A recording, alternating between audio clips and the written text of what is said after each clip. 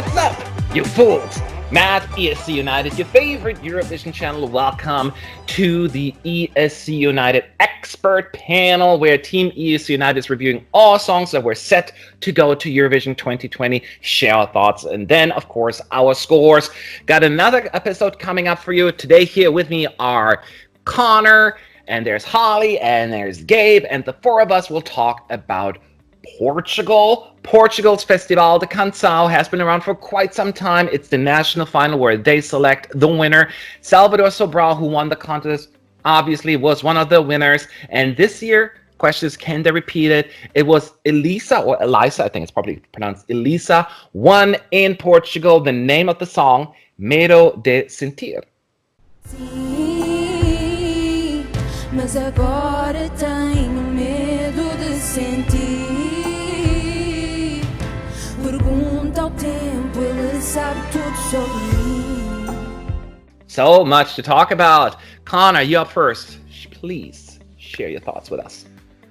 So I absolutely love this song, which, if you know me, shouldn't be that big of a surprise, because I appreciate Portugal and Portuguese music and Portuguese ballads so freaking much, and probably I am like one of their biggest fans. But what I think I enjoy the most about it is that it is such a simple song, and I think that we have a lot of songs in the contest this year that are in multiple different directions, very produced, and I feel like that this one is just more of just a beautiful song, a beautiful composition, and a beautiful delivery. It reminds me a lot of, I mean, obviously other Portuguese ballads from the past, of O Jardim and Sonora do Mar and Chamada Musica from 1994. Just that really great Fado style ballad. And I don't think that they can really do wrong in that category, because it's a category that they themselves own. Like, no one can do that better than the Portuguese. But it makes me feel happy on the inside. It makes me want to listen to it again and again and again. And it doesn't need flashy stagings. It doesn't need these gimmicks and these crazy beats. It just needs Elisa on stage with a piano and just her amazing vocal track. And it makes me feel sad that she's not guaranteed an opportunity to come back next year, because obviously their national final is a big staple of the music industry, because they've really wasted a great talent. But that's the only disappointment that I have with this song, is that we don't get to see it at Eurovision. All right. Well, sure, that's a disappointment for her as well. How about you, Gabe? Okay, so this song it's fine. It's perfectly listenable, pleasant, but it never really picks me up and takes me anywhere. Like the sort of crescendo that I was hoping, that I really want to happen, it just doesn't pull me along. I felt, I've listened through it and I've tried to sort of pick things out that I can, the things that I particularly don't like, things I particularly like. But I think it's just the style of music is not something I can really engage with. It's a really iconic Portuguese style of music, like you said, but I can't sort of mesh with it on my own personal level. So on one hand, I can appreciate the the style and the artistic merit that it brings to the table, but it's just not quite for me. Yeah, there is always that one song. I'm sure a lot of people out there, there's one song that always goes straight past you, where others seem to be more gravitating towards it. And maybe this is Portugal for me this year as well. And I have the same issues that you have, Gabe. It just never picks me up and takes me to it. And I think ultimately there are too many issues that I have with the song that I'm able to point out, that it becomes more and more difficult for me to look at the positives, if that makes any sense, or at least give it a really high score, I should say. I'm going to be honest, and her live performance in the national finals, it was atrocious. It was so bad. She was flat, she was sharp all at the same time, and it was just very unpleasant to listen to. And I know Connie called it simple, but I thought it was too thin for me, even the orchestration. I Father can be really good, or it can totally not work for me. In this case, it didn't work for me because I wish there would have been a little bit more that would really grab me. It just became a very soft song melodically and arrangement wise that I couldn't get into it. In the studio version, it's a tad better, but that's it. But the second time I listened to it, I started noticing more and more things that I felt like picking on it. And I felt bad about it because I feel like becoming too mean about it. But it's just, I guess it just fell apart for me, the song, at some point. And I just cannot access this melodically and emotionally. And it'll be the song that some people will be able to gravitate towards, as you pointed out, Connor, because, you have a soft spot for that kind of music. And for me, it's hit or miss. I do like Father when it's done right. I just don't feel this is really speaking to me. And this is the first time in a while that I'm actually not crazy about the Portuguese ending, because I love the ones over the past few years. On this one, I mostly just hit the skip button, I gotta be honest. It's kind of how I feel about this one. Unfortunately, and I feel bad because I usually love Portugal's entries. Holly, wrap it up for us. What are your thoughts? I'm on Connor's side on this one. I love it. I think I have to acknowledge a slight bias, because I also find Portuguese a really beautiful language to listen to. And Portugal does do these really slow, emotive tunes super well, especially over the last few years. But yeah, I think it's really simple and pure and gives me this sense of like nostalgia and longing that I got even before I read the translation of the lyrics and was able to understand what she was saying. I think Elisa's passion lets her vocals do all the talking that they need to. And I appreciate the simplistic kind of nature of the instrumentation. In saying that, Matt, I do agree her national final performance was something. I should have said that, yeah. Yeah, I didn't understand the kind of the layering of all the unison vocals. I think that had it been her and the piano and they just let her go, we wouldn't have heard so many issues with her voice, because when she was being mirrored by the backing singer, we could hear when they weren't locked in. And I have a bit more faith that she might have done better in Rotterdam with, a better staging and a more simplistic kind of vocal arrangement. But I guess we'll never know. Yeah, I know, right? But we got some polarizing opinions here. Let's see if our scores will be equally polarizing. Let's find out.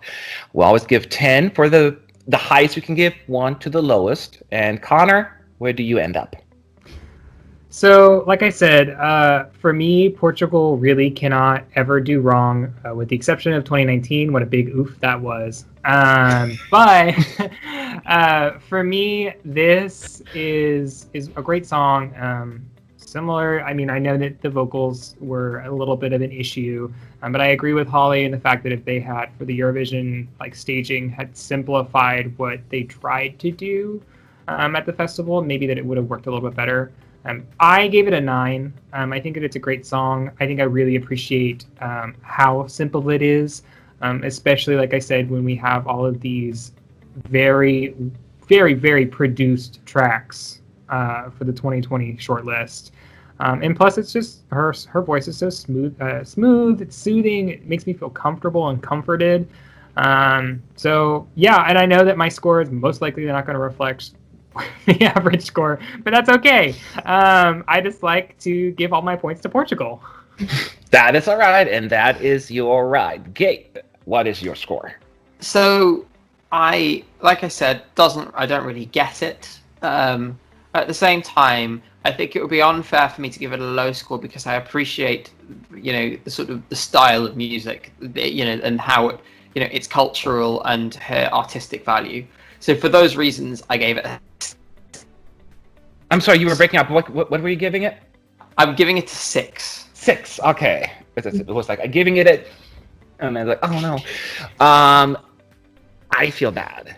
I feel really bad right now because I got to be honest. I always try to be at least. I looked at it and compared it to where it is in my ranking, and I looked at everything and I tried to come up with redeeming qualities. And I'm not saying it doesn't have any, but it is a certain genre. I just feel it's badly executed for that genre. It's badly performed, and I just have so many issues. When I look at other songs where I can justify bringing up the score a little, I just had a hard time doing that. And unfortunately, it's one of my lowest scores this year. It's 3 points for Portugal, I'm afraid. Taste not found.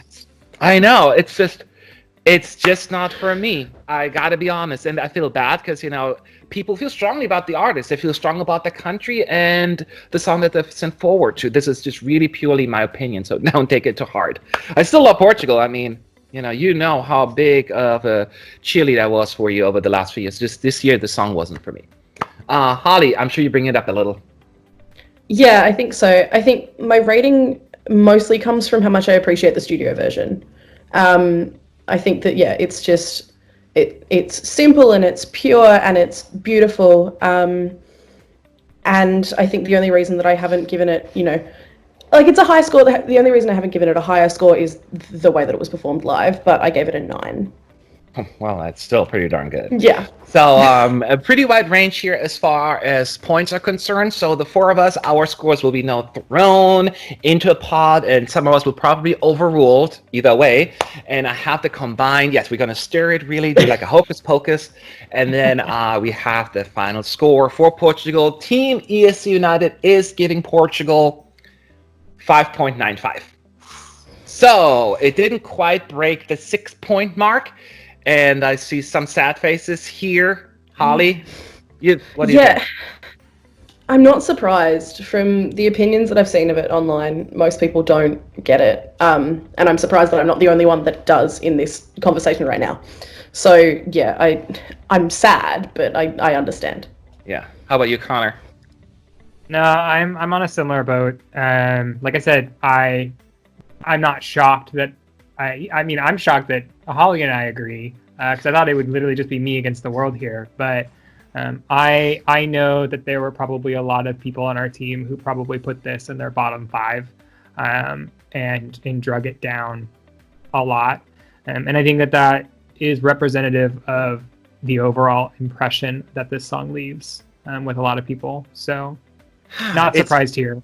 Yeah, it's just very interesting for how people perceive something because, me being on the other end of the spectrum, I was surprised it was this low. Actually, I thought this would easily break the 6 because I saw a good amount of support for it. Do people have it in the top 5 or top 3? Not as much, but I see a lot more in between here rather than my low scores. So I expected it would probably at least get like a 6.4 or something like that. So seeing it doesn't make the 6-point mark, I almost feel guilty, but almost. Because you gotta be honest with my taste here, right? So this is our score for Portugal, 5.95, and let's take a look at the current ranking here at ESC United. This is where Portugal falls. Let us know what your thoughts are. I have a feeling people will have strong opinions, so feel free to leave them in the comment section. And we will be back soon with the next video. So thank you for watching, and have a good day or whatever. Bye!